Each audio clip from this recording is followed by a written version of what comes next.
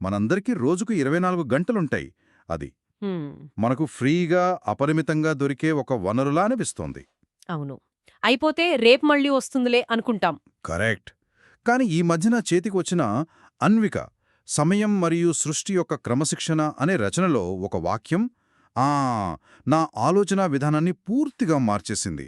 ఓహ్! ఏంటది? ఆ వాక్యమేంటంటే, ఆమె ప్రపంచంలో సమయం ఎప్పుడూ ఉచితం కాదు. అది అప్పుగా తీసుకోబడింది. వావ్! అది చాలా లోతైన మాట. ఆ ఒక్క ఆలోచన పట్టుకుంటే కేవలం టైం మేనేజ్మెంట్ మాత్రమే కాదు, జీవితాన్ని చూసే దృక్పథమే మారిపోతుంది. నిజమే? మనకేదైనా ఉచితంగా వస్తే దాని విలువ తెలియదు. కానీ అప్పుగా వస్తే ప్రతి క్షణానికి ఒక లెక్క, ఒక బాధ్యత ఉంటాయి. ఈరోజు మనం అన్విక అనే వ్యక్తి యొక్క పునాదులు, ఆ ఈ ఒక్క ఆలోచన చుట్టూ ఎలా నిర్మించబడ్డాయో లోతుగా పరిశీలిద్దాం. అవును. అన్విక యొక్క ప్రారంభ అనుభవాలు, ముఖ్యంగా సమయంతో ఆమెకున్న ఈ విచిత్రమైన సంబంధం ఆమె వ్యక్తిత్వాన్ని ఎలా తీర్చిదిద్దిందో ఈ రచనలో అద్భుతంగా వివరించారు. కరెక్ట్. సరే, అయితే ఈ ఆలోచనలో ఇంకాస్త లోతుగా వెళ్దాం. సమయం ఒక అప్పు. వినడానికి కొంచెం వింతగా ఉంది గదా? ఉంది.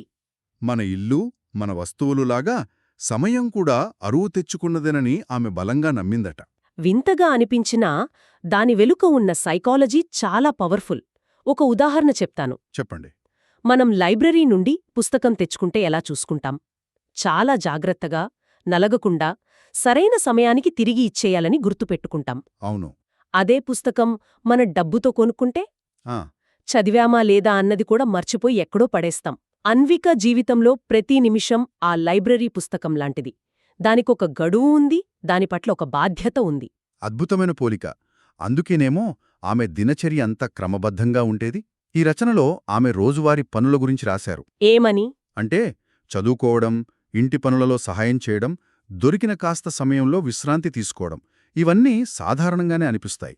కానీ వీటన్నిటి వెనక ఉన్న చోదక శక్తి ఆ ఆలోచనే. అంటే ప్రతి నిమిషం అరువు తెచ్చుకున్నదే అనే భావనతో చేసిందన్నమాట. అవును, ప్రతి పనిని అదే భావనతో చేసిందట. కరెక్ట్. ఇక్కడ సమయం తక్కువగా ఉందని ఆందోళన పడటం కాదు, సమయం పట్ల గౌరవం పెంచుకోవడం ముఖ్యం. ప్రతి క్షణం ఒక అవకాశం, దాన్ని వృధా చెయ్యకూడదని స్పృహ. నిజమే. ఈ గౌరవమే క్రమశిక్షణకు పునాది వేసింది. ఇది కేవలం గడియారం చూడటం కాదు, ప్రతి క్షణాన్ని జీవించడం, గౌరవించడం. మీరందాక చెప్పిన ఆమె దినచర్యలో ఇంకొక ముఖ్యమైన అంశముంది. ఏంటది? ఎల్లప్పుడూ గమనిస్తూ ఉండటం. అవును. ఆ గమనించడం అనే పాయింట్ దగ్గరే నాకు అసలైన మలుపు కనిపించింది. ఆ సమయాన్ని అంత విలువగా చూసే వ్యక్తి మరి డబ్బునెలా చూసి ఉంటుంది? సాధారణంగా మనం సమయాన్ని, డబ్బుని ఒకే ఘాటన కడతాం. ఆ, టైమ్ ఈజ్ మనీ అంటాం కదా. అంటాం. కానీ ఇక్కడే కథలో ఒక పెద్ద ట్విస్ట్ ఉంది.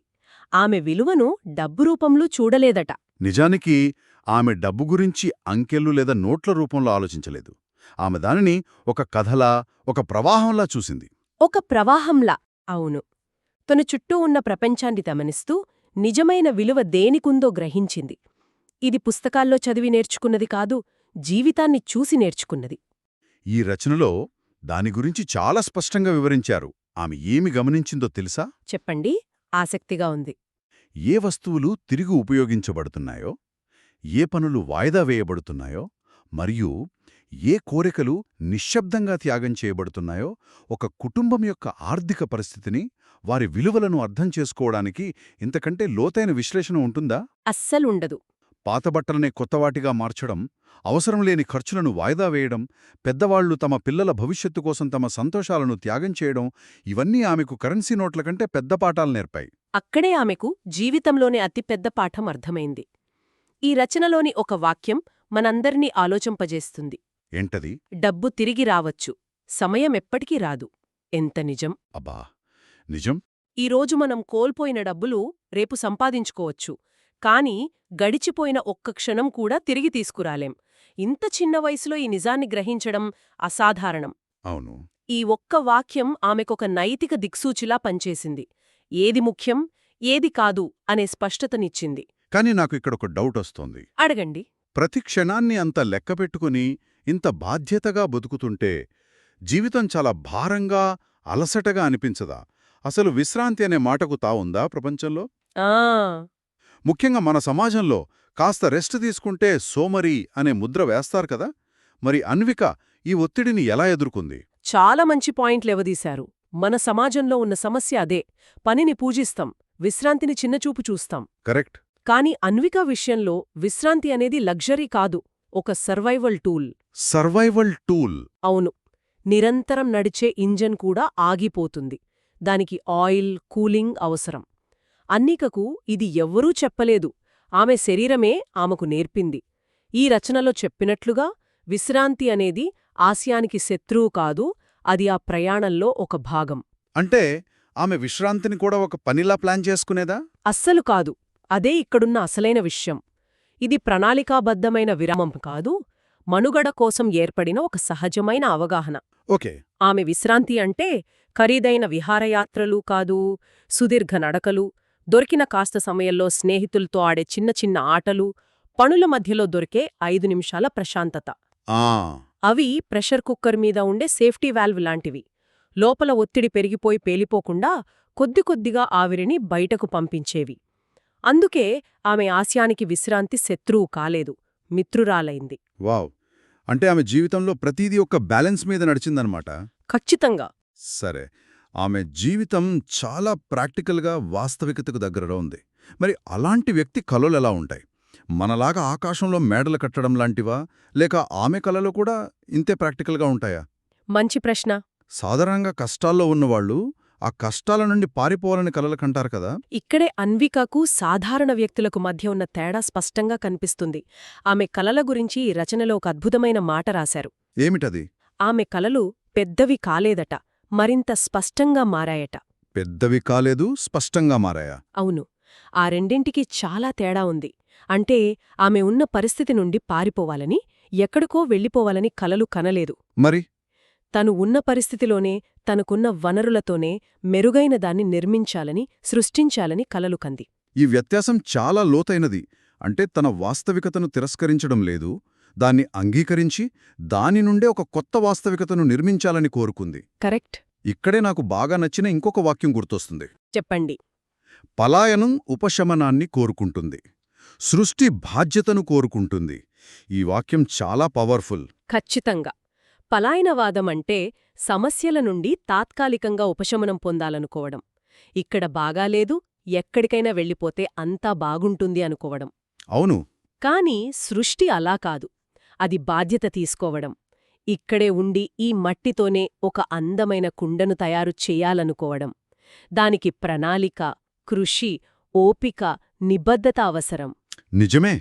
ఆమె కలలు స్పష్టంగా మారాయంటే ఆమె ఏమి నిర్మించాలనుకుంటుందో ఆమెకొక బ్లూ ప్రింట్ దొరికిందనర్థం. అంటే ఆమె తన పరిమితులను తెలుసుకుని ఆ పరిమితుల లోపలనే ఒక అసాధారణమైన దాన్ని నిర్మించాలని లక్ష్యంగా పెట్టుకుంది. అవును. సమస్యలను చూసి భయపడలేదు, వాటిని పరిష్కారాలుగా మార్చే అవకాశాలుగా చూసింది. అవును. అది చాలా పరిణితికి సంకేతం. తన బలాలు, బలహీనతలు రెండిటినీ అంగీకరించి వాటితోనే ముందుకు సాగాలని నిర్ణయించుకుంది. ఆమె కలలు గాలిలో మేడలు కాదు, బలమైన పునాదుల మీద కట్టాలనుకున్న ఇల్లు. ఇవన్నీ వింటుంటే నాకొక ప్రశ్న తలెత్తుతోంది. చాలామంది విజయం సాధించటానికి కారణం వారిలో ఉన్న ప్రతిభ, అంటే టాలెంట్ అని అనుకుంటారు. కాని అన్విక కథలో ఆమెను నిజంగా తీర్చిదిద్దింది ఆమె ప్రతిభనా, లేక సమయం పట్ల ఆమెకున్న ఈ విలక్షణమైన దృక్పథమా?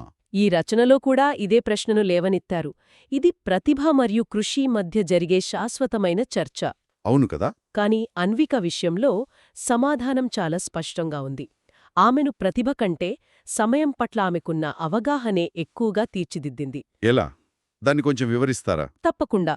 ప్రతిభ అనేది ఒక దిశను చూపిస్తుంది, ఒక స్పార్క్ ఇస్తుంది, నువ్వు ఈ రంగంలో రాణించగలవు అని ఒక దారి చూపిస్తుంది. ఓకే. కాని అక్కడితో దాని పనైపోతుంది. ఆ దారిలో నడిపించేది, గమ్యం చేర్చేది క్రమశిక్షణ.